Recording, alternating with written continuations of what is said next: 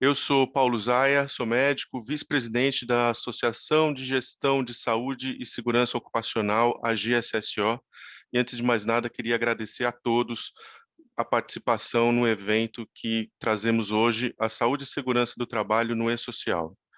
Esse evento está sendo promovido pela GSSO, em parceria e com apoio da BRH, no seu Comitê de RH do Apoio Legislativo Corali. Vai ser gravado, estamos gravando esse webinar e depois, posteriormente, vai ser publicado o vídeo editado no site da GSSO e nas redes sociais da associação. As perguntas podem ser feitas pelo chat e, ao final do evento, responderemos as questões. Vou fazer uma apresentação muito rápida da nossa associação, da GSSO, para quem não conhece ainda, e depois vou passar a palavra para o nosso convidado, Rafael Kikibushi.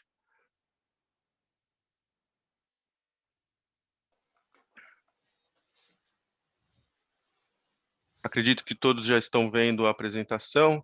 Então, a nossa associação foi fundada em 2014, com grandes empresas de saúde ocupacional e segurança do trabalho, e tem a missão de trazer uma gestão maior, uma excelência nos serviços de gestão de segurança e saúde ocupacional prestados pelas empresas do setor. A nossa principal motivação é ser protagonista na redução dos índices de acidentes e doenças ocupacionais nesse Brasil nosso de cada dia.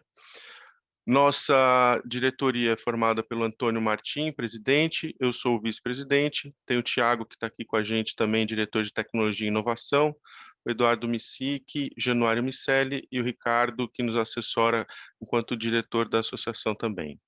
As grandes empresas que formam essa associação, RH Med, RH Vida, a Porto Seguro, Mantris, SafeMed, RH Health, o Grupo BMPC, a GRS Núcleo e a Semetra. Hoje, nossa representatividade gira em torno de 5 milhões de pessoas que são atingidas com as nossas ações.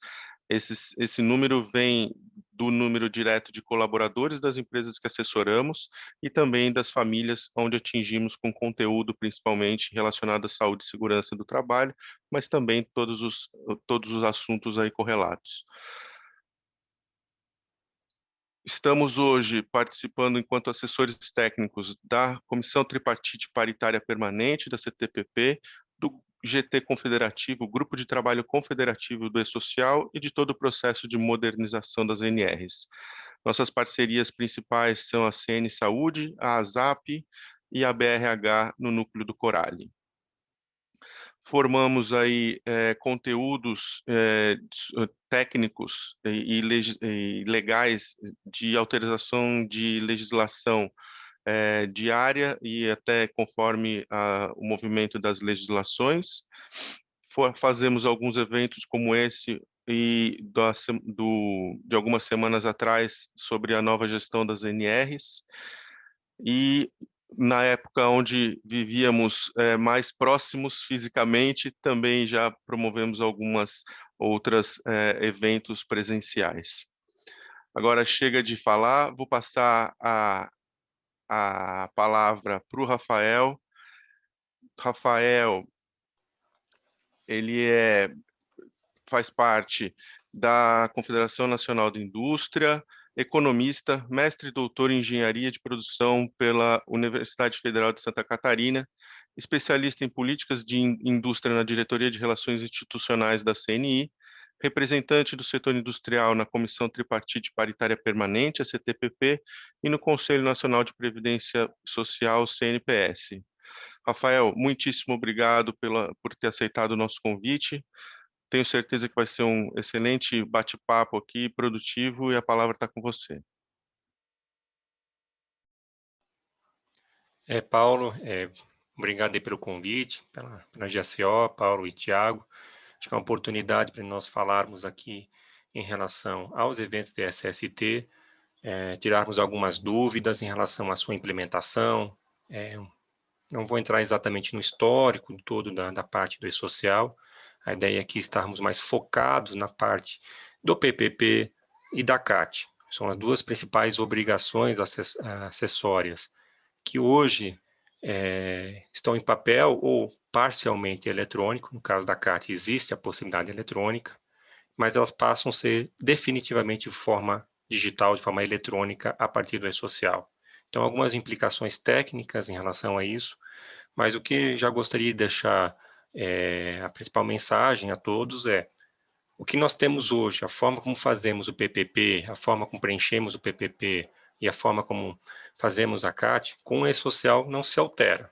Existem alterações normativas ou alterações legislativas, até algumas recentes, eu vou apresentar algumas aqui, que promoveram alterações no PPP ou eventualmente na CAT.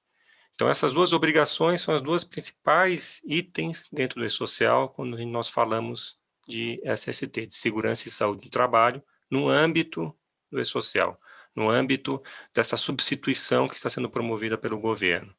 E aqui chamo muita atenção que é uma obrigação, são duas obrigações fundamentalmente previdenciárias. Então, a gente vai fazer alguns comentários de quando isso conversa com a legislação trabalhista, como é que se dá essa conversa, mas a principal mensagem, tem que ficar claro para todos, nós estamos falando de uma legislação previdenciária.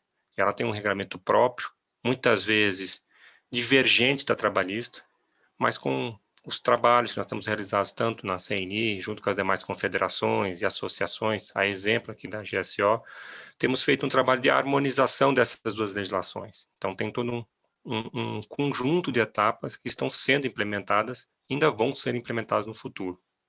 E dentro desse trabalho, como o Paulo comentou, trabalho na CNI, na Confederação Nacional da Indústria, na Diretoria de Relações Institucionais, atuando na chamada defesa de interesses ligados às matérias previdenciárias e segurança e saúde do trabalho. Essas são as duas principais, vamos dizer, as duas prioritárias hoje que nós atuamos.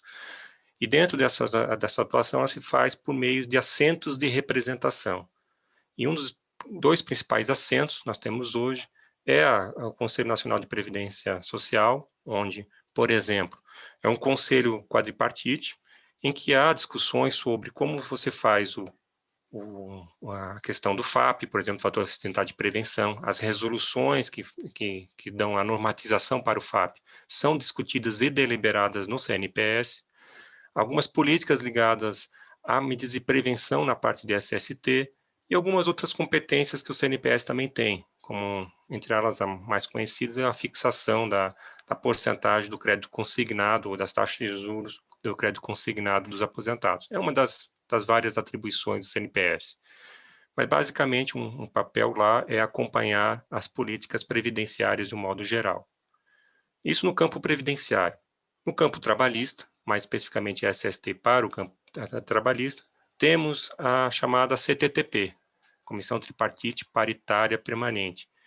E um dos grandes trabalhos desde 2019 é revisar todas as normas regulamentadoras. Temos aí aproximadamente 37 NRs, sendo 34 vigentes no momento, temos 34, 35 vigentes no momento em relação às NRs, e hoje já fizemos e temos trabalhado na revisão de várias delas. E a cada passo que se dá nas revisão das NRs e a cada passo de alteração dos comandos normativos da parte previdenciárias, elas vão se conversando cada vez mais. Então, aqui eu vou apresentar para vocês, na primeira parte, um pouco dessas mudanças previdenciárias que impactam fundamentalmente no PPP, no perfil psicográfico previdenciário. Então, esse PPP, ele não tem uma alteração apenas por causa do e-social, porque os atos normativos também se alteraram no ano passado, e se alteraram até em virtude da reforma previdenciária que foi implementada em 2019. Então, tem alguns reflexos e alguns pontos de atenção que eu gostaria de chamar aqui a todos que estão nos assistindo, seja agora ou mais à frente, que compreendam essas mudanças, visualizem essas mudanças.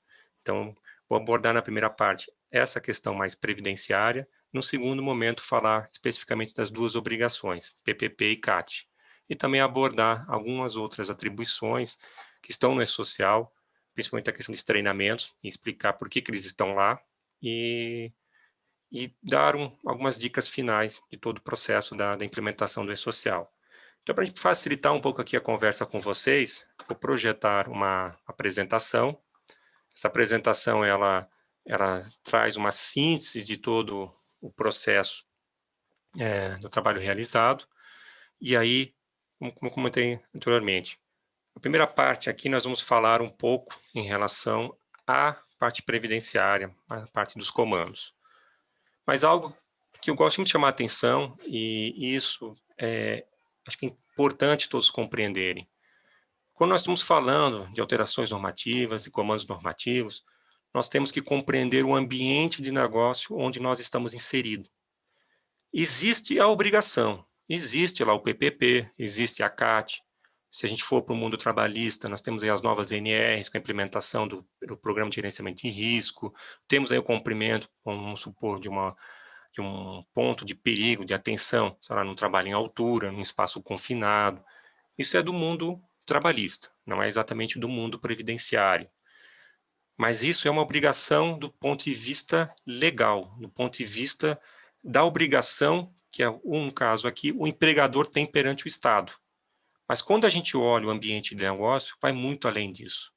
Então, uma das mensagens aqui que eu gostaria de passar para todos não dá para olhar o e-social e dizer o seguinte, isso aqui é eu atendendo o e-social, hoje estou atendendo as obrigações de SST. Ele é só um pedaço. O PPP é só uma ponta do iceberg. Então, quando a gente olha o processo de negócio, a gente olha o ambiente de negócio, existem processos, existem toda uma sistemática de um sistema de gestão que vai dar suporte a isso. E a outra mensagem que eu gostaria de deixar para vocês nós estamos saindo do modelo prescritivo. Mas não é um modelo de receita de bolo. Não é um modelo que você pega uma NR, você pega um ato normativo, ou você pega o manual do e-social e diz o seguinte, todas as respostas estão lá dentro. Estão as diretrizes, estão os comandos. Existem questões técnicas, decisões técnicas que precisam ser tomadas. Aqui eu vou abordar como o decreto que reformulou a questão da aposentadoria especial aborda esse ponto, mas isso requer preparação técnica, requer conhecimento técnico para essa aplicação. Então, a lógica toda é um sistema de gestão, é um ambiente de negócio. Eu tenho uma missão, tenho um objetivo final, que é reduzir o número de acidentes de trabalho no país. Esse é o nosso objetivo como um todo. Mas como é que eu chego lá? Até então, você chegava com receitas de bolo. O Estado dizia, faça isso, isso, isso, siga aquilo, vai dar aquilo. Mas será que reduzia? Será que era a melhor forma de fazer isso para a empresa? Era o melhor custo que a empresa conseguiria absorver em relação a isso? Aí você olha por esse social hoje, eu tenho só 2 eventos, não é só 2, mas assim, tem 2 eventos ali dentro, PPP e CAT. Mas eu só tenho que preencher isso? PPP é uma síntese, e eu vou também comentar um pouco sobre isso. A CAT é quando um fato ocorreu, um acidente de trabalho ocorreu, uma obrigação que eu tenho que comunicar ao Estado. E tem consequências jurídicas em relação a isso, inclusive legais. Então, esse é um olhar que a gente precisa ter, um ambiente de negócio como um todo, um processo, uns sistemas de gestão que vão estar alimentando, né, as empresas, vão estar gerindo as empresas no que tange à segurança e saúde no trabalho. E aqui, como eu comentei, vou falar aqui rapidamente, são um conjunto de slides um pouco mais descritivos, mas assim, para vocês terem uma ideia de onde estão as novas informações. Primeiro ponto que eu gostaria de chamar a atenção é a Emenda Constitucional 103, que ela reformulou a aposentadoria especial. E aqui trago o comando que está abaixo, o artigo 201, já existia, o parágrafo, ali houve umas alterações, se você ler a Constituição hoje, mas o que está grifado aí é praticamente a mesma coisa que estava, com 2 grandes diferenças. Ela diz que cujas atividades sejam exercidas com efetiva exposição a agentes químicos, físicos e biológicos prejudiciais à saúde. Aqui você tem uma característica desses agentes serem prejudiciais à saúde e não causar um dano ao trabalhador. Isso aqui é importante porque havia sempre uma discussão sobre, por exemplo, se eu tinha que estar pagando uma aposentadoria especial, um exemplo de eletricidade. Se a eletricidade está associada mais a uma espécie de periculosidade, não se encaixa para a aposentadoria especial.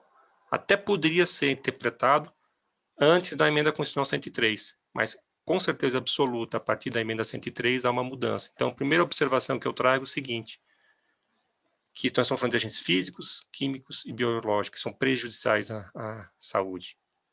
E é vedada a caracterização por categoria profissional ou ocupação. Então não tem mais essa história que é, só porque eu sou mineiro tenho direito à aposentadoria. Não é isso. Eu tenho um agente químico, tenho um fator que é lá dentro, um perigo dentro da mina que me causa um tipo de adoecimento e que eu, por aposentadoria especial, vou retirar ele antes do tempo para que ele não sofra danos na saúde, que não sejam prejudiciais à saúde. Então essa é uma primeira diferença fundamental. Isso aqui olhando esse inciso 2 do artigo 201, parágrafo 1º. E aqui o decreto 3.048, em meados do ano passado, metade do ano passado, houve a publicação de um novo decreto, 10.410. E aqui trouxe um conjunto expressivo de alterações. Então, hoje, para responder ao E-Social, na parte de PPP, é fundamental que se compreenda o que está descrito nesse decreto. Ele repete a questão dos agentes físicos, químicos e biológicos e traz um conjunto de comandos extremamente importantes, que não existiam anteriormente. Era meio vago essa questão. Uma delas é o que está no parágrafo 1º. Percebam, efetiva exposição a agente prejudicial à saúde configura-se quando, mesmo após a adoção das medidas de controle previstas na legislação trabalhista, a nocividade não seja eliminada ou neutralizada. É aqui que deixa de forma expressa. Se eu tenho um agente nocivo previdenciário, eu vou adotar uma medida de prevenção. E quais são as medidas de prevenção válidas? As medidas, no caso, que chamam de medidas de controle. São as previstas na legislação trabalhista. Quais são elas? As que estão nas NRs, então as normas regulamentadoras. Então, aqui não é que a norma regulamentadora cumpra apenas o trabalhista. A previdenciária também a reconhece. Mas o atendimento à NR é dentro do mundo trabalhista. Quando eu vou atender para o mundo previdenciário na questão do PPP, eu posso me utilizar disso. Ainda existem lacunas nas NRs. Não há medidas de controle para todos os agentes. Mas o processo de revisão, esperamos chegar lá, para que a gente possa ter essas medidas de prevenção. E ele falou, no artigo anterior, em eliminação e em neutralização. E essas duas definições estão no decreto. O que é eliminação e o que é neutralização. Para fins previdenciários. Não é exatamente esta mesma expressão que está no mundo do trabalho. A ideia é a mesma. As expressões são um pouco diferentes. Infelizmente, não houve uma harmonização ainda em termos de nomenclatura, mas o seu espírito é o mesmo. Então, é importante a gente olhar isso. Por que isso aqui é importante compreender a questão da eliminação e da neutralização? Porque você vai adotar as medidas trabalhistas para neutralizar. Ou eu vou adotar uma medida específica, um enclausuramento, ou uma estrutura específica para ruído, por exemplo, para eliminar o perigo, a fonte de perigo. Então, aqui é uma questão que você começa a trazer o conceito do gerenciamento de riscos ocupacionais para dentro da questão previdenciária também. E aí você tem o seguinte, mas eu não tenho todas, quais são os limites? Não está descrito na questão previdenciária. Para poucos agentes estão na Previdência. Todo o resto é trabalhista. O que tiver níveis de tolerância, os limites de tolerâncias descritos nas NRs, em específico na NR15, será válido para cá. Mas não é todo o agente da NR15. É o agente que está descrito no anexo 4 da Previdência, que também existe na trabalhista. Se ela não existe, não tem limite de tolerância. Então, eu preciso meio que parto do princípio da simples exposição. É algo um pouco mais complicado, mas é mais ou menos assim que a legislação previdenciária trata. Outra questão importante, e aqui chamo muito a atenção, que eu vou denominar de novo LTCAT, de novo laudo técnico das condições ambientais de trabalho. LTCAT, senhores, não é um laudo de enquadramento. Então, aqui não. A palavra insalubridade e precariedade inexiste para a Previdência. Isso são expressões trabalhistas. Nós estamos falando aqui de agentes nocivos. E quando a gente vai para o novo LTCAT, você precisa apontar no LTCAT quais são as circunstâncias de exposição, quais são as fontes de perigo, quais são as possibilidades que esse agente nocivo está liberando, quais são os meios de contato. Aqui é a oportunidade de todas as empresas e dos profissionais da SST descreverem tecnicamente aquilo que eu comentei no começo. A norma não é tão descritiva, ele não vai te dizer como faz o laudo, ele está dando requisito. Me diga quais são as circunstâncias, quais são as fontes de perigo e quais são os meios de contato. Pode ser que a legislação te diga isso. Se ela não te diz, aprofundar nos estudos em relação a isso. Ao mesmo tempo, a questão, como eu falei, do LTCAT. É o LTCAT que importa. O PPP no E-Social é a sua síntese, quase que a conclusão do laudo. Eu não consigo, não é só o PPP que vale. O mais importante nessa alteração feita em 2020 é o novo LTCAT. Então, quando a gente está encaminhando uma informação no E-Social para alimentar o formulário 2240, ou eventualmente o 2220, lá do E-Social, que trata também dos exames, quais são as circunstâncias que eu adotei aqui dentro? Quais foram as medidas de controle? O que eu fiz dentro da empresa? Ah, isso está dentro do meu sistema de gestão, está descrito. Ok, eu tenho um sistema de gestão. Mas como aqui a Previdência ainda é uma questão um pouco mais burocrática, eu preciso transcrever isso para o LTCAT. O LTCAT não é dizer assim, ele tem direito ao recolhimento daquela possível aposentadoria especial e o empregador vai recolher lá os 6, ou 9, ou 12%. Não é só isso. Tá, mas como é que se dá esse contato? Quais são as descrições? Quais são as medidas de controle que eu estou adotando? Isso vale também para os agentes cancerígenos. A mesmíssima regra. Aí começa, parágrafo 5º. O lado técnico deverá conter informações sobre a existência das tecnologias de proteção coletiva individual e sobre sua eficácia. Então, eu preciso dizer no LTCAT o que eu estou fazendo dentro da empresa. Quais são as medidas, o que eu tenho lá dentro. Isso aqui, mas sempre foi assim. Foi, mas as pessoas olhavam mais para o PPP do que olhavam para o LTCAT. O que importa aqui é o LTCAT. A questão das multas, às vezes surgem dúvidas, quando é que está a multa? A multa está aqui no parágrafo 6º. Se eu não tiver o LTCAT, eu tenho uma penalidade escrita, que vai em torno aí de R$ 63 a 63 mil reais de multa, dependendo aí do porte da empresa e de algumas características.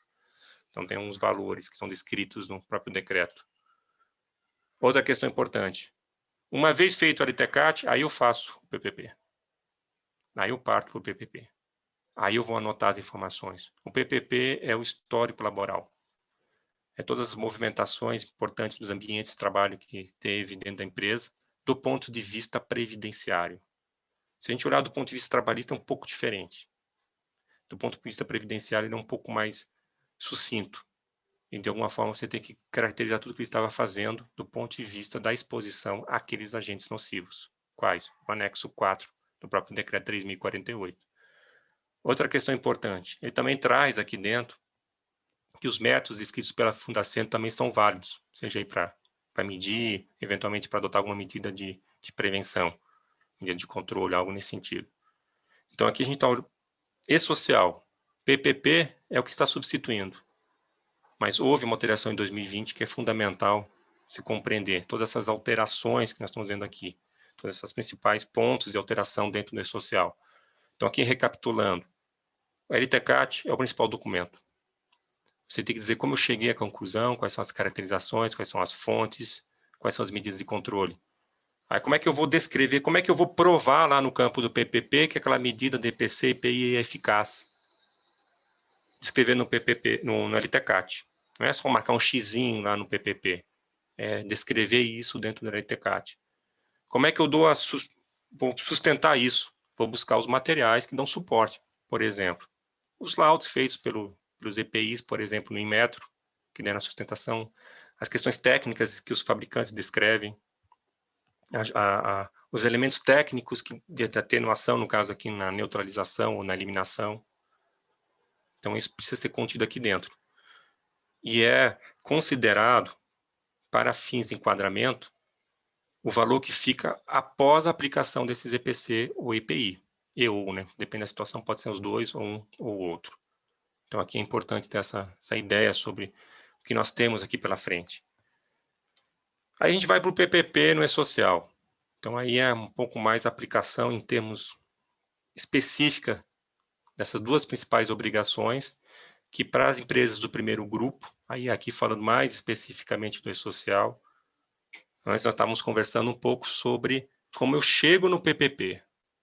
Tá, eu tenho um processo, tenho todo um estudo, fiz tenho meus laudos, tenho meus profissionais técnicos, seja os engenheiros, os médicos de trabalho que fizeram os laudos, que a legislação diz quem são os responsáveis técnicos sobre essa elaboração, fiz o apontamento de todas as informações, e aí eu parto agora para o PPP. Ok, tenho o PPP. Hoje, essa regra que eu falei toda vale para o papel, mas a partir de 8 de junho, vale para o E-Social, para as empresas do primeiro grupo. Como é que funciona essa lógica?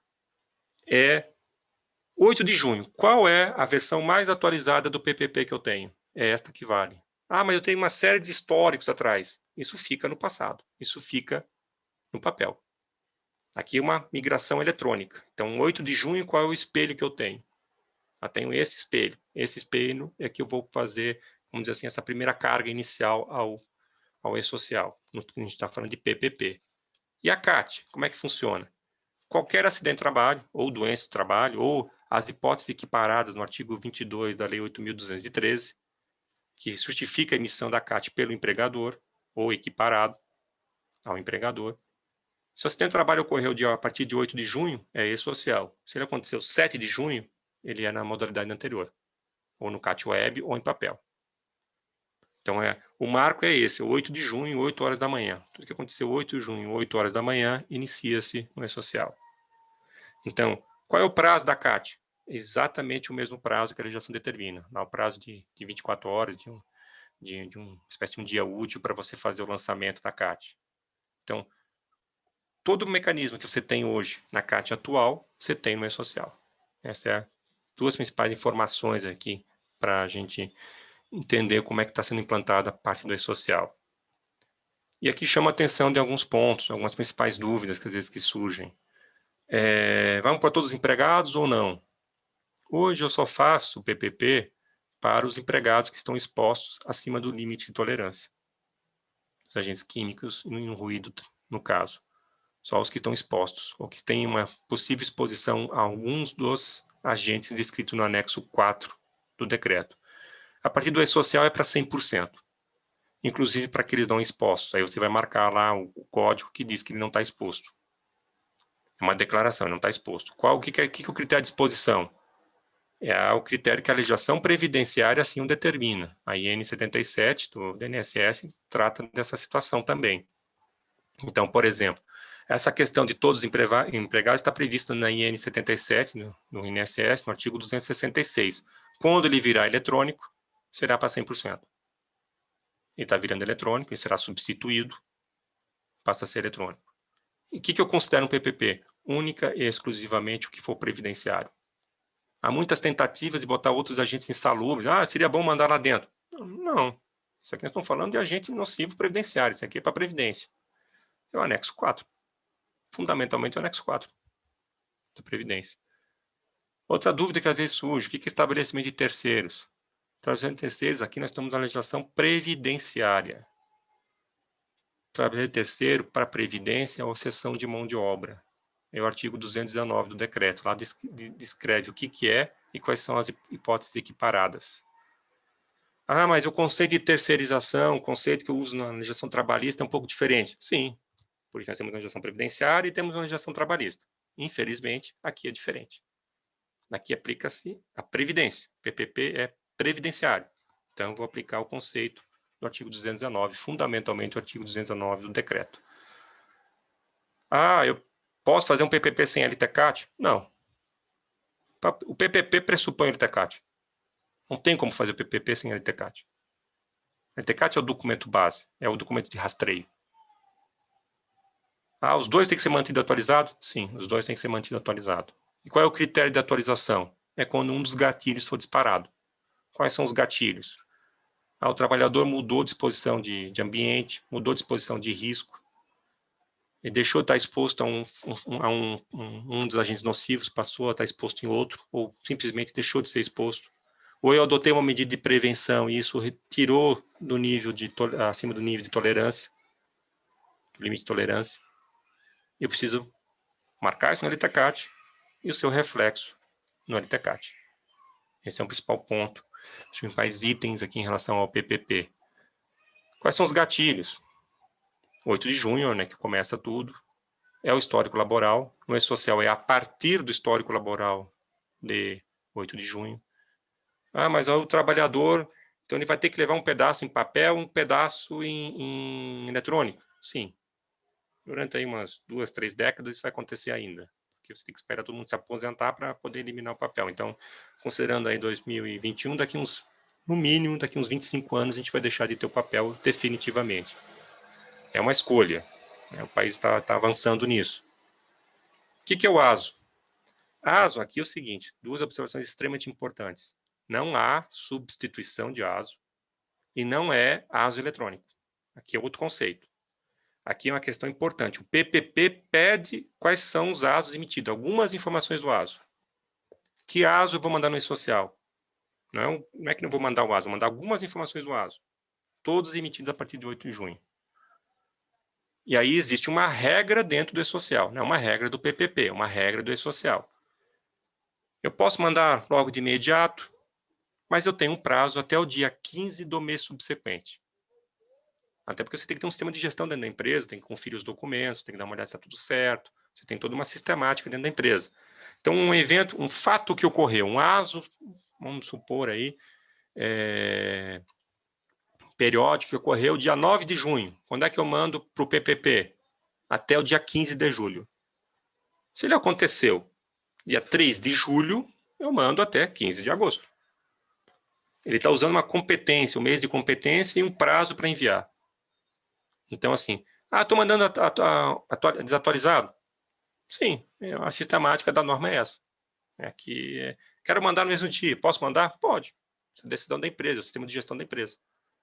Então, aí, isso aqui é PPP. CAT, o prazo é o que está descrito na legislação. Tem os prazos fixados na legislação. CAT não aplica-se 15 do mês subsequente. CAT é o prazo que está lá. Como eu botei aqui. Pelo social, apenas o empregador equiparado. O resto, se o sindicato emitir, se o médico do posto de saúde emitir, por exemplo, ou alguém outro emitir, outro profissional emitir a CAT, segue o comando da portaria 4.334, ou seja, também é eletrônico, mas será pelo CAT Web. Então, assim, todos serão eletrônicos. Por empregador ou seu equiparado, por exemplo, no caso de um órgão e outros, ele será pelo e-social. Mas o sindicato quer emitir CAT Web, um novo CAT Web, a partir de 8 de junho, para as empresas do primeiro grupo. Então, tem um processo de imigração, isso vai ocorrer até o final do ano. Qual é o prazo de envio? É o que está descrito na legislação previdenciária, ou seja, é o mesmo de sempre. Tem os problemas dos 24 horas, não consigo, mas não é o social que vai resolver, isso é problema de legislação. Penalidades, é a mesma que você sempre teve. Então, assim, todo o mecanismo previdenciário continua existindo. As possíveis penalidades, possíveis prazos de regularização são exatamente os mesmos na questão da CAT. E aqui, uma visão geral, que eu trago algumas informações aqui já caminhando para o final, PPP e CAT são previdenciários. Essa é a mensagem mais importante. Por que eu estou repetindo muito isso? Porque as pessoas vão lá e olham a CLT para responder PPP e CAT. Não, a gente tem que olhar para o decreto 3.048. PPP e CAT é previdenciário. E no começo eu mostrei quando é chamada a legislação trabalhista, é só nessa hipótese. PPP é um reflexo do LTCAT. Sem LTCAT eu não tenho PPP. E do próprio histórico de movimentação do trabalhador na empresa. LTCAT é muito mais que um simples laudo. Você aponta tudo lá dentro. Porque o INSS pode requisitar esse LTCAT. E muito provavelmente o fará. E o LTCAT, senhores, tem que ser eletrônico. Tem que ser um papel, você vai fazer em PDF, um Word assinado, qual é a tecnologia que você vai usar e uma decisão da empresa. Mas é um documento eletrônico. Vai chegar um dado momento que o INSS vai dizer o seguinte, empresa X me mande no endereço tal, lá no meu INSS ou outra ferramenta qualquer, me faça o upload do LTCAT porque eu estou precisando fazer aqui uma avaliação do empregado. Isso vai chegar. Então, botando o PPP eletrônico, o LTCAT ser eletrônico, para que isso possa ser encaminhado ao INSS. Por quê? Porque PPP é muito mais que aposentadoria especial. Ele vai ser usado pelo INSS, pela perícia médica, ou chamada perícia médica federal, no âmbito do INSS, para as avaliações de incapacidades temporárias, conhecidas aí como auxílio-doença, ou incapacidades permanentes. E esses são os nomes novos da reforma previdenciária. Capacidade temporária aí seria o auxílio-doença, e a permanente seria a chamada hoje aposentadoria por invalidez. Ou como qualquer evento. Então, assim, o que você manda no PPP não é só aposentadoria especial. Hoje é um documento usado para aposentadoria especial. Mas a partir do momento que eu tenho isso sempre atualizado, o INSS tem esse acesso por meio do banco de dados do E-Social, o que vai acontecer? Eu vou ter acesso a essas informações, vou passar essas informações. E aí eu quero fazer uma boa defesa, eu quero dizer assim, estou fazendo a coisa certa. Qual é a oportunidade que eu teria de fazer isso? Dentro do LTCAT. O LTCAT é um documento que você vai dizer assim, sim, tem um problema dentro da empresa, tem essa fonte de perigo, estou adotando essas medidas de controle, seja IPC, IPI, as tecnologias, estou fazendo isso, tenho esse sistema de gestão, por isso que eu faço o ASO periódico assim. Entendeu? Tem que contar uma historinha no LTCAT. O LTCAT não diz assim, o fulano tem direito à aposentadoria especial, por causa que está exposto o agente, sei lá, ruído, sílica, outros que estão previstos na legislação previdenciária, uma família BTX da vida, um benzeno da vida. Então, assim, puxando alguns agentes cancerígenos, um pouco controversos aí para a legislação previdenciária. Então, você está ali dentro. Mas o que eu estou fazendo? Então, é uma chance de você contar a história. Então, o LTCAT ele é um instrumento também de defesa do empregador. Não estou dizendo para mentir, não é isso. É para contar o que está sendo feito. Se você não diz que está fazendo nada, o que o médico perito do INSS, o médico perito federal em nome do INSS vai entender? A empresa não está fazendo nada. Então, realmente, aquilo é um adoecimento do trabalho. Então, é importante nós termos esse olhar. Então, é uma mudança. Se vocês olharem o decreto 10.410, que alterou 3.048, há uma mudança estrutural extremamente importante. É estrutural a mudança. O E-Social é apenas um reflexo disso. A principal mudança não é o E-Social. A principal mudança é o decreto 10.410. Mas isso aqui eu vou precisar ter sistema de gestão? Sim. Vou precisar ter um sistema de gestão, vou precisar ter mecanismos de controle, vou ter que ter uma equipe técnica preparada, vou ter que ter procedimentos dentro da empresa. São os procedimentos que a ANR diz? Não, é o procedimento de sistema de gestão de segurança e saúde do trabalho. Quais são as práticas dentro da empresa? Quais são as melhores práticas? Quais são as boas práticas? Quais são as práticas que vocês estão adotando? Pode ser que hoje seja um pouco controverso, não aceita isso, não aceita aquilo. Mas não adianta lá no futuro reclamar de que houve uma decisão judicial de enquadramento de aposentadoria especial e você lá na frente me dizer assim, mas eu adotei as medidas. Mas você contou no LTCAT que você adotou essas medidas? Que você tem mecanismo de monitoramento? Porque esse LTCAT, numa decisão judicial, ou numa discussão judicial, vai ser elemento de prova.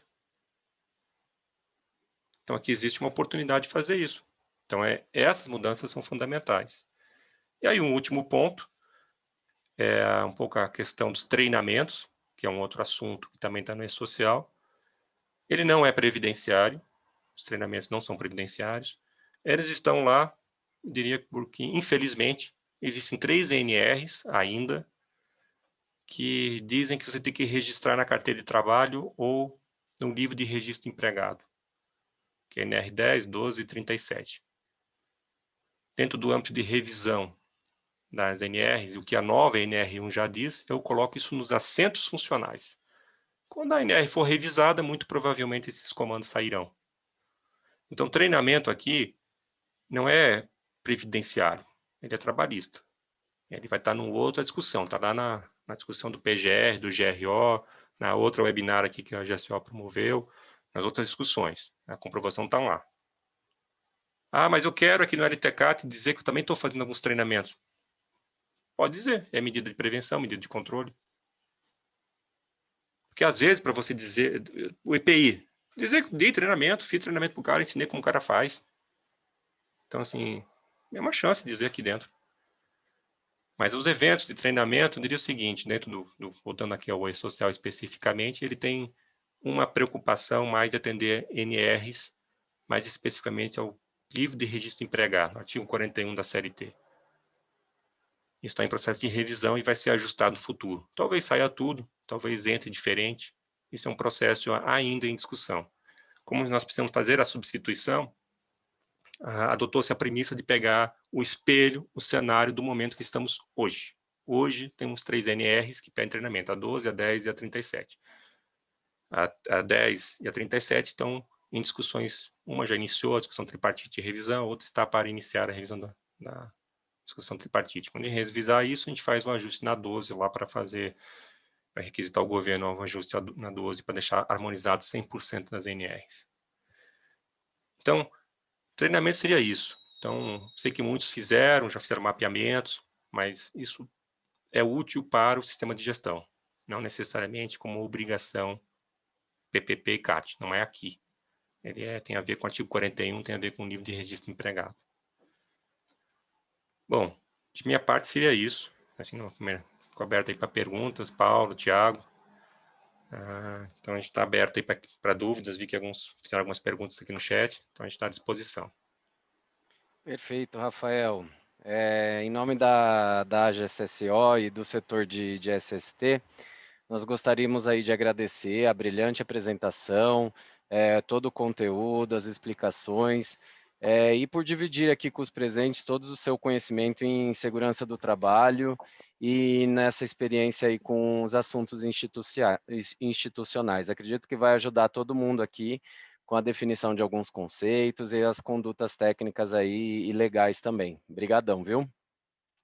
Pessoal, antes de seguir com as perguntas, eu só gostaria de aproveitar o momento para informar que a GSSO, em conjunto com a Coral e a BRH, ela está formatando um evento de Covid previsto aí para a primeira quinzena de julho, com o tema Covid, doença ocupacional, acidente de trabalho e o teletrabalho. Então, fiquem atentos aí, que possivelmente logo vai ser publicado aí essa agenda, e vai ser muito importante aí a participação de todos, prestigiando mais esse evento aí da associação. E, Rafael, nós recebemos aqui inicialmente algumas perguntas aí a respeito da sua apresentação, e aí a primeira que veio foi a seguinte: o que é considerado ambiente de terceiros para fim de PPP no e-social? Tiago, essa é uma pergunta até recorrente. Acho que o principal ponto é, quando a gente olha terceiros, fazer um esclarecimento. Lá em 2017, quando houve a regulação da chamada terceirização, foi alterada a Lei 6.019. E a Lei 6.019, ela prevê 3 hipóteses. Ela prevê o que já existia, que era a chamada cessão de mão de obra, e aí existe todo um critério do que é cessão de mão de obra. Uma outra hipótese, que era o trabalho temporário. Então, existe a questão de chamar trabalho temporário, e existe a questão da serviços prestados a terceiros, que é o conhecido da terceirização. Então, é muito importante a gente ter a diferença dela, isso que trata dentro da legislação trabalhista, na 6.019. E existe uma quarta hipótese, que é a mera prestação de serviço.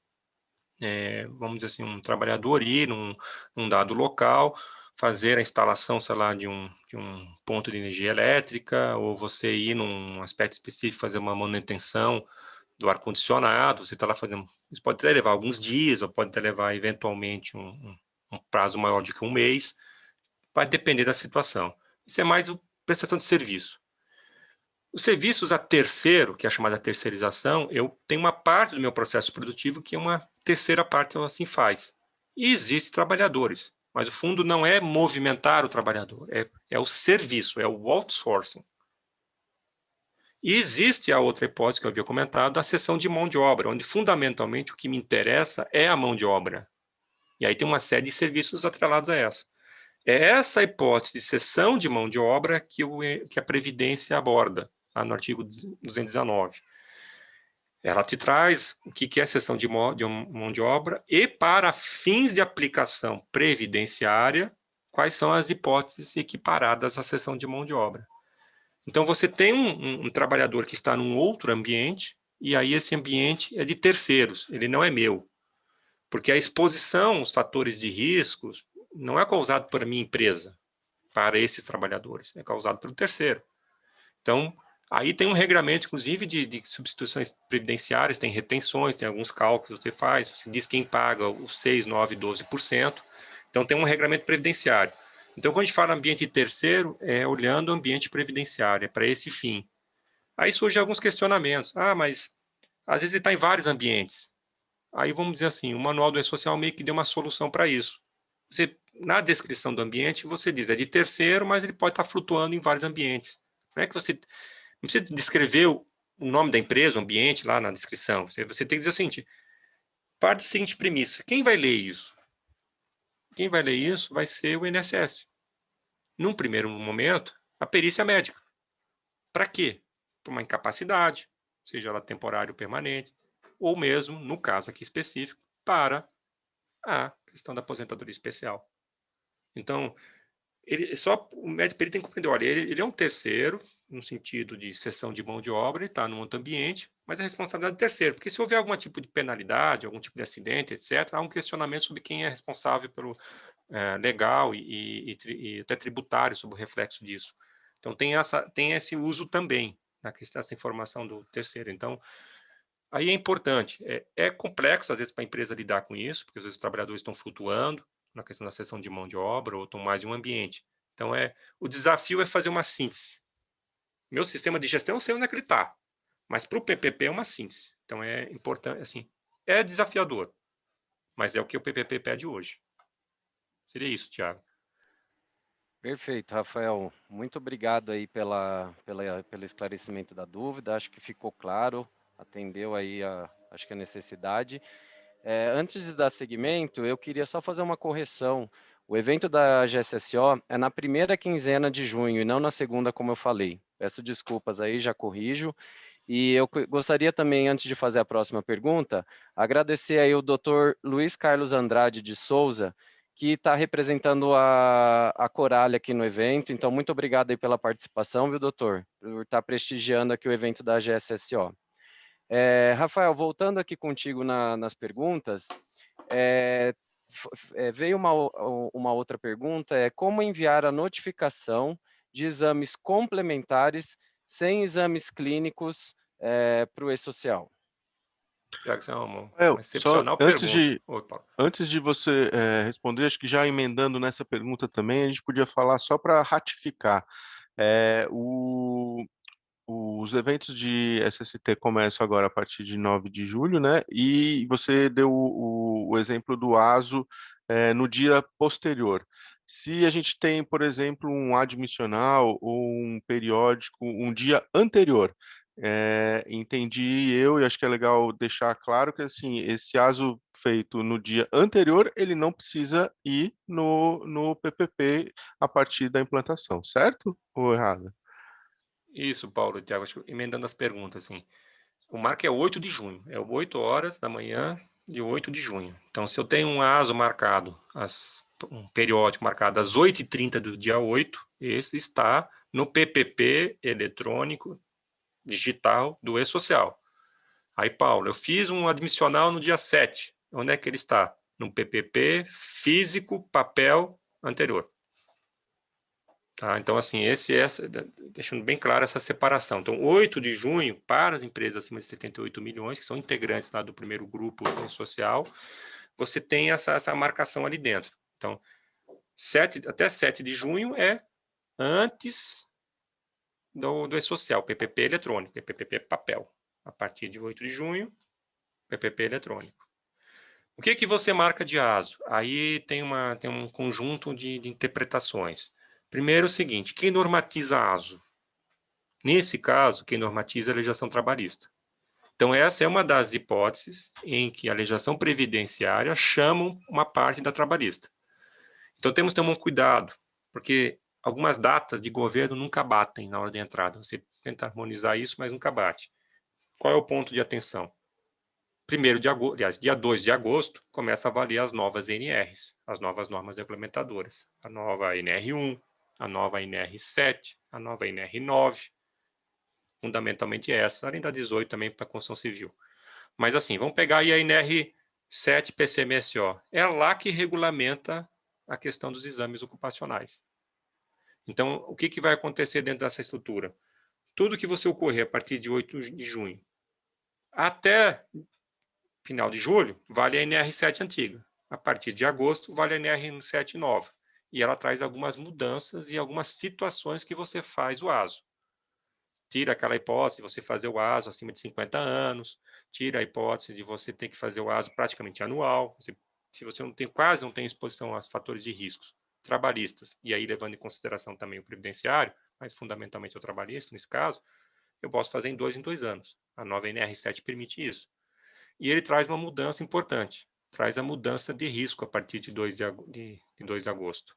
Então, essa mudança de fator de risco, olhando a partir do ASO, que você lança no E-Social, a partir de 8 de junho, é mudança de função típica da NR7 vigente hoje. A partir de agosto, é o regramento do ASO, do PCMSO, de toda a sistemática da nova NR7.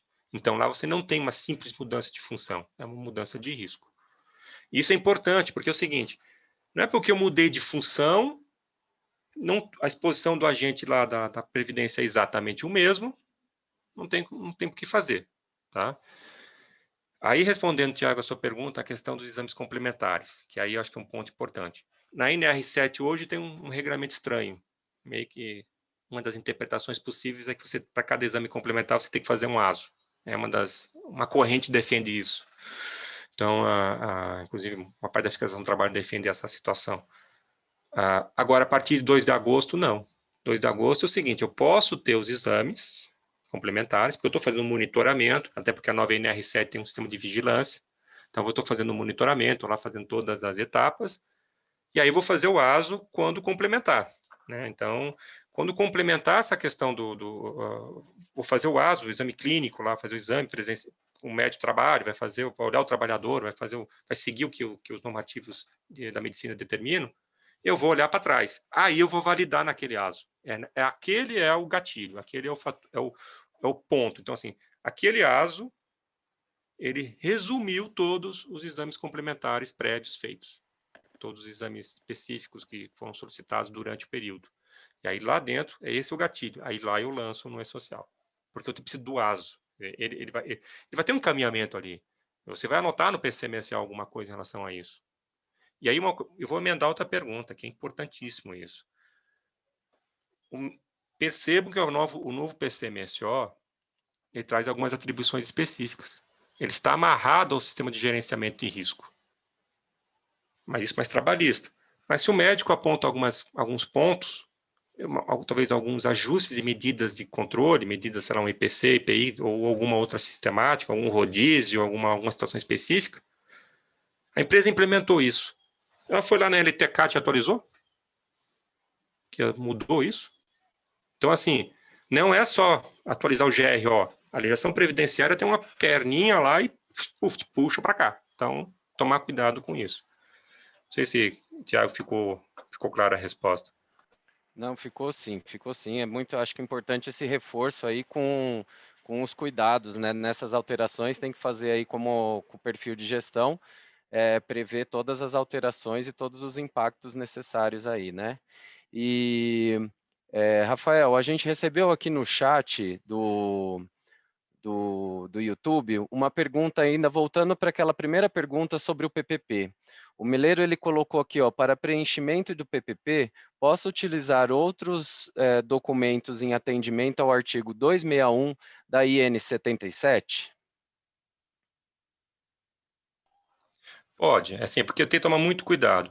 O que acontece? A IN 77 ela está bem desatualizada perante o decreto 3048.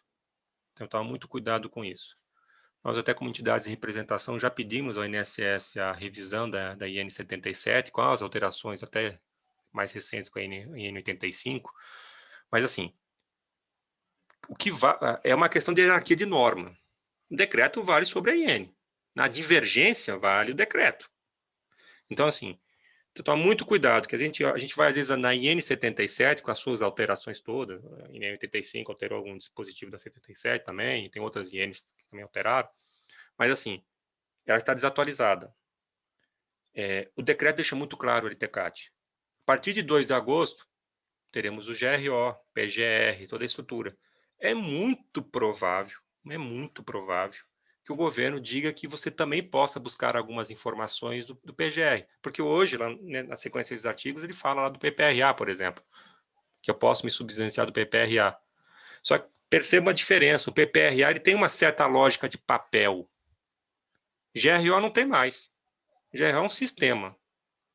É um sistema de gestão. São requisitos para um sistema de gestão.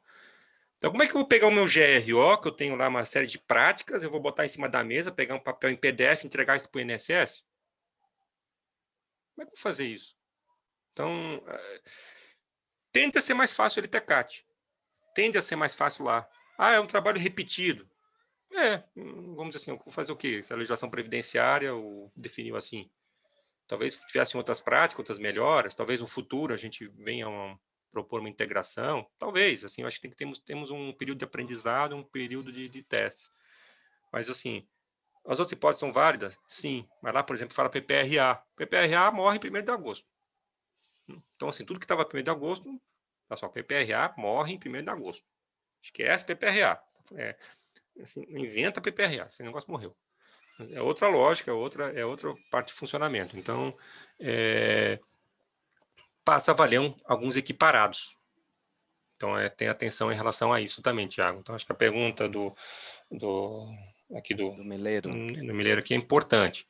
Ela é o equiparado, mas pense o seguinte, como é que eu vou fazer um PDF, um arquivo eletrônico digital e mandar para o meu INSS lá um dia, talvez, o INSS queria ver assim, a página do empregador e a gente possa botar lá as informações lá dentro, para poder ter outra versão da história contada. Então assim, é um pouco disso também, Thiago. Perfeito, Rafael. Acho que esclareceu aí a dúvida do Meleiro. E só reforçando que se alguém tiver mais dúvidas, podem postar aí no chat. Paulo, você quer fazer alguma pergunta ou posso seguir aqui? Acho que pode seguir, acho que é legal a gente também falar um pouquinho sobre a digitalização dos documentos, né? A possibilidade agora de apresentação de documentos digitais, você falou do ASO digital, tem PCMSO, tem arquivamento de antigos documentos, apesar de não ter diretamente relação com o e-social, acho que vale a pena a gente rapidamente abordar também, Rafael. Isso, Paulo, acho que a pergunta é importante, assim. Eu vou dizer assim, Paulo e Thiago, tem um paradigma que está se alterando. Alguns até. Um eu já comentei. Não é mais prescritivo. Então, assim, não tenta encontrar nas novas NRs um manual, uma sequência de coisas. Tem diretrizes, tem requisitos, tem cumprimentos compulsórios a serem seguidos. Eu tenho outros elementos para fazer isso. Esse é um paradigma que está mudando. O segundo paradigma é um sistema de gestão. O sistema de gestão de SST é um sistema que eu olho como um processo de melhoria contínua, que eu vou ter ganhos, vou ter melhores práticas, boas práticas. Profissionais se reúnem, discutem, olha, na minha empresa estou fazendo isso, na minha empresa estou fazendo aquilo, aqui deu certo por isso, aqui deu certo por aquilo outro. Documente, crie um procedimento dentro da empresa, deixar algo mais estruturado. Mas tem um sistema de gestão. E aí você tem documentos que trazem a rastreabilidade para isso. Todas as ações dos últimos 2, 3 anos feitas no país é pela digitalização, é por documentos digitais. Nós temos aí questões de cartórios já digitais, registro de documentos de empresas digitais. Temos uma série de legislações trazendo sobre assinaturas digitais em suas várias modalidades. Então, assim, a primeira questão é, isso veio para ficar. E quando a gente olha um e-social, ele não é papel. Ele não foi feito para ser papel, um arquivo guardado dentro da gaveta. Ele está no sistema de gestão. Senão não funciona, senão você vai cair em contradição. As NRs todas, aí puxando mais para o mundo trabalhista, elas nasceram nesse processo de revisão digitais. É para ser digital. É para ter integrado um sistema de gestão. Aí você pergunta, mas ele não te impõe um sistema de gestão? Não, a NR não te impõe um sistema de gestão. Porque não cabe ao Estado dizer como a empresa vai gerir. A gestão é da empresa. Traz alguns requisitos a serem cumpridos. Se eu quero fazer mais próximo, sei lá, uma ISO 45001, se eu quero usar um modelo próprio, se eu dentro da GSO quero fazer uma prática no sistema de gestão para recompensar os seus associados, isso é uma liberdade de cada um, por exemplo. Mas o sistema é eletrônico, então temos um conjunto de normativos. Se você olhar o novo PCMSO, ele vai te dizer que o ASO pode, assim, a forma que está escrita assim, é eletrônico. Agora, se quiser em papel, porque o trabalhador pediu. Ah, mas como é que eu comprovo a entrega?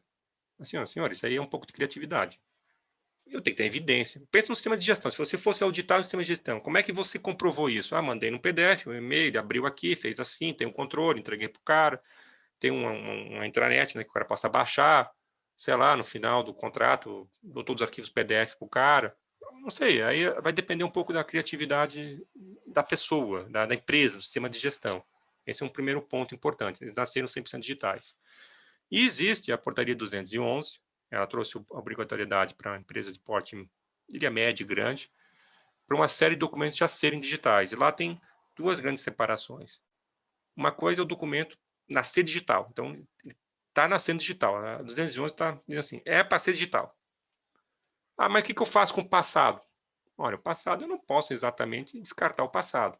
Então, ele até permite a digitalização de uma série de documentos, tem mecanismo, então tem que ter sistemas que comprovem como se fosse uma espécie de cartório eletrônico. A norma não te diz como ir, não vai te dizer como faz isso. Existem normas técnicas para isso. Existem práticas e mercados para isso, confiáveis para isso. Essas práticas são válidas. Ah, mas não está escrito na norma. Não, é uma norma de diretriz. Você que vai, tecnicamente, vai dizer qual é o melhor modelo. Ah, posso descartar? A 211 diz que não.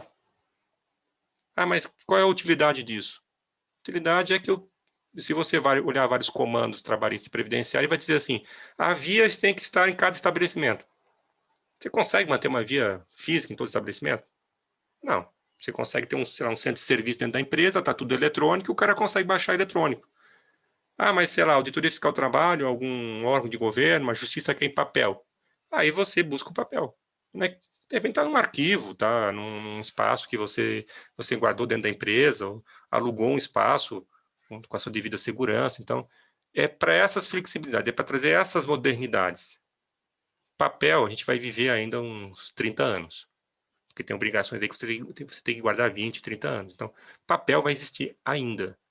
Mas na próxima geração já vai nascer, diria, bem mais digital do que nós temos hoje. Eu acho que nosso papel dessa geração é que dizer o seguinte, nós colocamos um pé e meio no digital. Então, isso envolve novos conhecimentos, novas experiências também em relação a isso, para implementar. Seria isso. Legal. Muito bom, Rafael. Nós temos uma outra pergunta aqui no chat do Meleiro, novamente, perguntando sobre os eventos de S2240, deixa de fora alguns elementos que existem no PPP, como o código GFIP, que orienta o tempo de aposentadoria especial. Não será necessária mais essa definição? Olha, essa pergunta é chave. Aí eu diria o seguinte, tem uma parte da SST que ela não está nesses eventos, ela está lá na folha. Então, quando você vai lá no 1200, no S1200, você vai em outros comandos do E-Social, as informações estão todas lá. Então, por exemplo, vou dar alguns exemplos no mundo previdenciário e depois dou alguns exemplos do mundo trabalhista. Mundo previdenciário. Lá o código GFIP de recolhimento. 15, 20, 25 anos é um ano e, por consequência, vem o valor. Eles estão desassociados. Se eu no S2240 eu digo que ele tem direito e eu não fui lá no evento correspondente na folha de pagamento gerida pelo RH e dizer para o cara, ele tem que recolher, são operações distintas, toma muito cuidado. Não é porque eu mandei no S2240, ficou automático lá na folha. O teu sistema de gestão dentro da empresa precisa dessa atenção. Esse código está hoje no PPP físico para orientar o RH no recolhimento. Porque você pressupõe que uma das vias é ser entregue para o RH, né, para o registro da empresa. Então, ele vai pegar lá e vai estar lá na folha, tem que tomar muito cuidado. De repente, eu estou lá fazendo, já mandei medidas de prevenção, já adotei uma série de coisas, está descaracterizada a exposição acima do limite de tolerância, mas se eu não for lá marcar o xizinho na tabelinha, ele vai continuar pagando. Tem que tomar cuidado em relação a isso. Outra questão, isso é mais mundo previdenciário. Vamos para o mundo trabalhista. Eu tenho rubricas lá de hora extra. Então, assim, eu tenho um agente, o trabalhador está exposto a um agente nocivo, por exemplo, um agente químico. Marquei lá no 2240, minhas medidas de prevenção não estão funcionando direito, estou pagando 6% e fui lá e fiz hora extra com o cara. Você pego pelo PPP? Não. Você acabou de confessar na sua folha de pagamento no delito do empregado que você descumpriu a CLT na questão da exposição acima da jornada para insalubridade. Então, assim, percebam, como é que eu controlo isso? Sistema de gestão. Eu preciso olhar isso para a empresa. O E-Social vai controlar isso? Não. Ele não é um sistema de gestão, ele é um sistema eletrônico onde eu deposito obrigações. Algumas quase autodeclaração, quase confessionais. Né? Eu estou confessando aquele negócio. Então, eu não concordo com aquele item lá da sobrejornada, na questão da hora extraordinária, toda a questão de horas extras da CLT. Senhores, aí é uma outra briga. Aí é uma briga de alterar a CLT. Mas hoje ela está vigente. Então, tomar cuidado em relação a isso. Então, é outro exemplo que eu dou. SST não está só nos eventos 2240, 2220 e 2210. Está lá na folha, nas rubricas, no registro, no pagamento. Então, temos muita atenção em relação a isso. Perfeito, Rafael. Com esse sistema de gestão, todo mundo da empresa envolvido, né, contribuindo para colocar todas as informações alinhadas, né, e aí evitar aí eventuais problemas no futuro, né? E seguindo aqui, nós temos uma outra pergunta aqui, que eu acho que deve estar bastante viva aí com o pessoal do segmento de SST. Agora, em junho, inicia o E-Social e, na sequência, 2 meses depois, tem a questão aí da mudança da NR, que, dentre várias alterações, teve a questão da mudança do nome do exame de mudança de função para mudança de risco. Como que ficaria a implicação disso? Alguns sistemas a gente tem observado, o mercado já fazendo um movimento para mudar esse nome. Como que ficaria essa questão aí, essa implicação com essa mudança de nomenclatura? Vamos dizer assim, Tiago, essa é uma pergunta que implica um ponto específico. Quando uma nova norma entra em vigor, assim, nem sempre a gente consegue encontrar a melhor forma, nem sempre o Estado tem a condição até legal de fazer de uma forma mais tranquila a entrada de alguns dispositivos. E como a gente está falando de vários órgãos, então às vezes nem sempre a gente nós como empregadores, como entidades de representação, a gente tenta demonstrar isso para o governo que as coisas deviam ser um pouco mais próximas, mas nem sempre isso é possível. Tem vários fatores, burocráticos, técnicos, legais. Infelizmente, a empresa vai ter que trabalhar mais ou menos o seguinte, até final de julho é uma regra, a partir de agosto é outra. Então, assim, quem normatiza a NR7 é a legislação trabalhista. Então, a legislação previdenciária está chamando a trabalhista nesse caso. Então, vale o que está ali dentro. E aí eu vou repetir duas questões muito importantes. Não está havendo a substituição do ASO. Não está havendo. O ASO continua sendo regrado pela NR7 vigente, pela nova NR7. A nova NR7 é muito mais fácil para ser digital, até meio que nasceu para ser digital. É ideal que seja digital. Mas como é que eu comprovo para o empregado? Não, aí você tem o requisito, sim, você tem que comprovar. Se você vai assinar em papel, um contrarrecibo, um código, aí assim, é um pouco você for o caso, imprime lá num modelo específico e dá uma via para o cara. Aí, assim, não está dizendo que o trabalhador tenha que ter assinatura digital. Você tem que provar ali dentro, mas você tem um registro eletrônico do ASO. Então, aí a lei também, no futuro, talvez a gente consiga regular até melhor isso dentro das NRs, como é que seria feito isso. Tem alguns pontos de atenção nas NRs, na questão das assinaturas ainda. Mas até porque a lei alterou depois que as NRs foram alteradas. Mas, assim, o ponto de atenção olha o prazo de cada uma. 31 de julho ali é NR7 vigente com PPRA. É PPRA, PCMSO, como a gente conhece hoje. Agosto é PGR e novo PCMSO. Com todas as implicações da mudança. É um negócio assim que você dorme de um jeito, acorda de outro?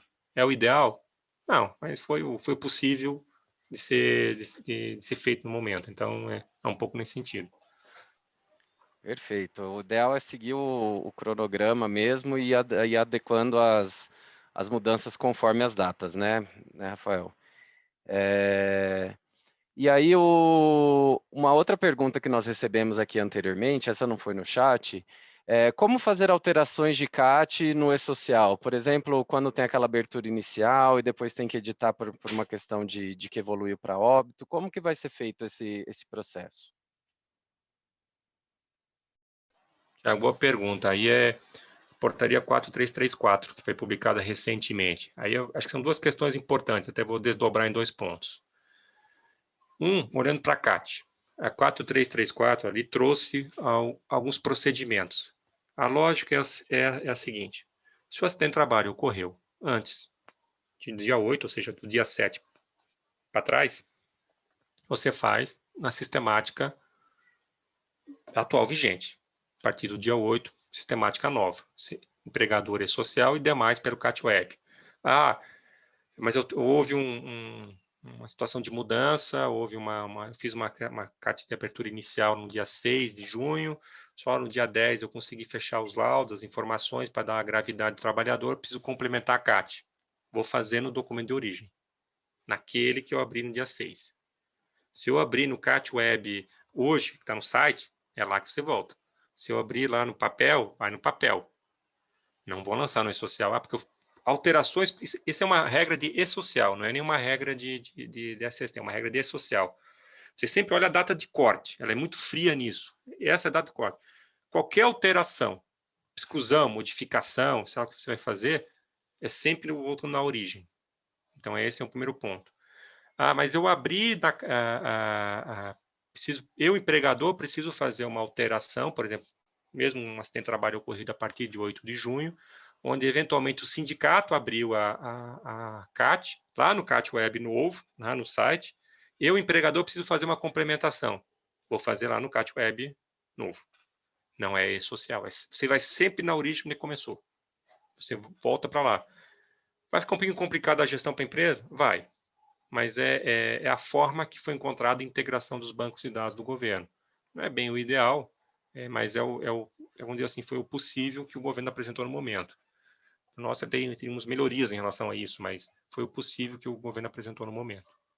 Então, eu diria que o primeiro ponto é isso, é olhar sempre a origem, a data e aonde foi feito. E se você abrir o empregador no e-social e quer ajustar no e-social, no próprio e-social. Legal. Rafael, eu queria só falar duas coisas. Primeiro, para quem está assistindo a gente, que o material, o PPT, o Rafael disponibilizou aí, obrigado, Rafael, já está no site da GSSO, para quem quiser ter acesso. E o vídeo, nos próximos dias, a gente vai disponibilizar também no site e nas redes sociais. Voltando um pouquinho para o nosso papo, queria só para quem está assistindo a gente, de repente a gente falou de NR, começou falando de E-Social, depois falou de nova NR7, GRO, PGR, ratificar tudo aquilo que a gente já falou. E-Social fundamentalmente previdenciária. Então, assim, só para a gente voltar, né, a história, misturar os assuntos. E-Social, previdenciária, qual o impacto, se não existe impacto nas novas NRs, para a gente só não misturar para quem está escutando a gente, para não ficar dúvida nesse sentido. Acho que, Paulo, se me permitir, assim, lá atrás se falou muito de integração de matéria trabalhista e previdenciária no e-social, mas a gente estava num processo de revisão de NRs, então, assim, houve uma decisão técnica e política, olha, vamos ficar só com a previdência. O trabalho está seguindo um caminho das NRs, as normas regulamentadoras, então tem toda uma nova sistemática, toda uma nova forma de funcionamento, que também é digital. Talvez no futuro eles se conversem, mas isso só o futuro dirá. Então a gente precisa, assim, ratificando que o Paulo colocou. E-Social é previdência, é PPP e CAT. Tem uns penduricários trabalhistas, esse é um ponto, tipo, treinamento é um penduricário trabalhista que está lá ainda, mas a questão que quando a previdência chama o trabalho, aí eu mostrei lá no o decreto 10.410 que alterou, 3.048, diz os momentos que isso é chamado. Então, assim, por isso que a gente às vezes está falando de DNE. É obrigado a falar, porque a Previdência chama alguns pontos, mas não significa que está havendo a substituição trabalhista. Não está havendo substituição trabalhista. A obrigação trabalhista continua na nova sistemática das novas NRs.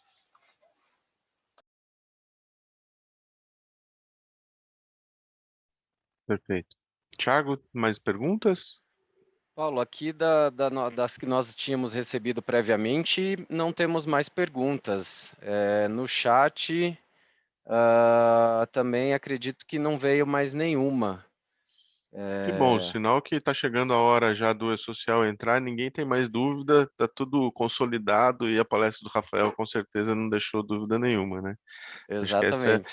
acho que é um processo que a gente vem construindo, né, Rafael, lá no GT desde 2014, se não me engano?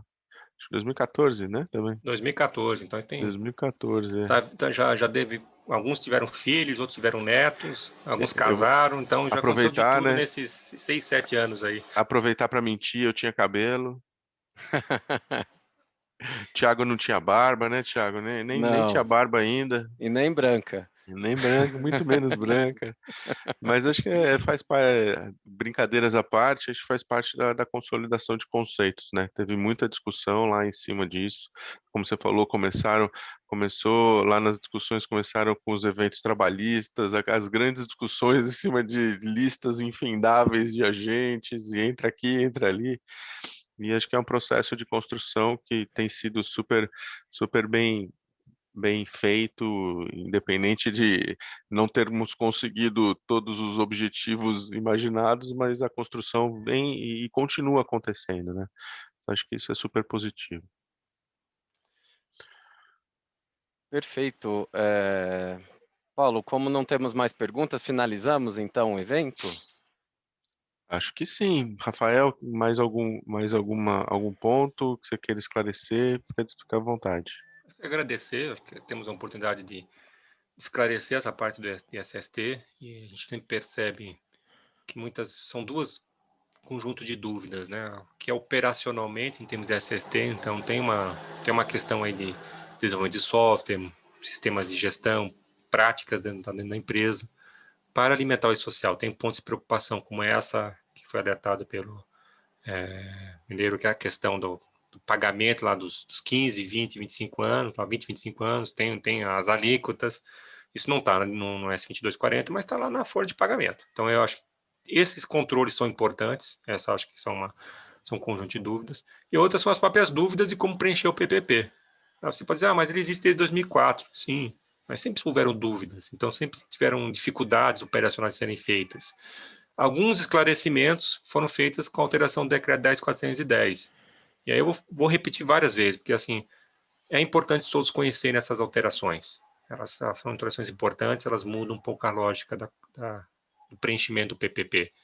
Então, assim, existem dúvidas de SST, temos aí um prazo para fazer a implementação, vai entrar em 8 de junho a partir para as grandes empresas, depois, mais à frente, entra para um segundo grupo em setembro, e em janeiro todo o país está virado nos eventos de SST, pelo menos esse é o planejamento que foi dado.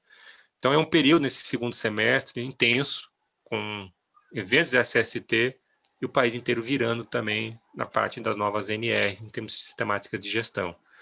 Acho que é uma oportunidade, aqui eu daria essa mensagem final, é a oportunidade de todo mundo olhar o seu sistema de gestão, ver as suas práticas, a se atualizarem, buscar informações, rever alguns conceitos, definições, trocar essas experiências. Acho que o que estamos fazendo aqui é interessante, a gente entender o que está acontecendo, nós como entidade de representação, ver o que as empresas, a indústria, quem está aplicando na ponta, tem dúvidas, o que a gente pode contribuir para a melhoria de todo o processo. No fundo, o que a gente quer fazer é a melhoria do ambiente de negócio. Então, se tiver que ajustar normas, vamos ajustar normas, dentro da competência técnica e legal cabível naquele momento. Isso sem abrir mão da segurança e saúde dos trabalhadores. Aqui em nenhum momento a gente está dizendo o seguinte, que vamos prejudicar ou vamos aumentar os acidentes. Não, muito pelo contrário. O nosso objetivo aqui é dar uma nova versão para práticas mais atuais, práticas feitas no mundo inteiro, e que a gente possa trazer essas melhores práticas, essas boas práticas para o país, adaptar para cada setor, a fazer uma visão nova e realmente, assim, nossa expectativa é que os acidentes diminuam. Esse é o nosso objetivo, nós estamos trabalhando para isso. Fora isso, agradecer, estamos aqui à disposição e contamos aí com todos aí para a melhoria do ambiente de negócio. Minha parte, agradeço. Legal. Legal. Super obrigado. Tiago, quer falar mais alguma coisa? Não, Paulo, agora acho que é só partir para os agradecimentos finais. Eu faço, você quer fazer? Fazemos todos. Tá joia. Agradecer ao Rafael mais uma vez, agradecer você, Tiago, a associação, ao Corale, também nos apoiando. Agradecer os apoios também da ZAP e da CN Saúde e lembrar todo mundo que o PPT já está, a apresentação do Rafael já está disponível no site da GSSO. Em breve, no máximo amanhã de manhã, o vídeo editado também já estará disponível na rede social da GSSO e no site. E também lembrar do evento sobre os impactos do Covid na saúde e segurança do trabalho na primeira quinzena de junho, mas sem dúvida vamos divulgar aí nos canais da GSSO. Muitíssimo obrigado. Vai falar, Thiago? Não, só agradecer aí o Rafael aí pela brilhante apresentação, pelos esclarecimentos. Nós estamos recebendo vários agradecimentos, parabenizações aqui no chat. Então, obrigado aí, Rafael, por essa participação aqui no nosso evento. Paulo, obrigado aí pela parceria na condução do evento. Queria agradecer também a participação da doutora Lucinéia Nucci, representando aí o Sindosp. E aguardamos aí, agradecemos todo o público também que nos assistiu hoje. Esperamos revê-los aí no próximo evento aí na primeira quinzena de junho, com os impactos aí na saúde e segurança os impactos do Covid na saúde e segurança. É isso. Obrigado, gente. Fiquem bem, usem máscara, isolamento social se possível e até breve. Isso aí, pessoal. Muito obrigado. Até breve. Obrigado e até breve.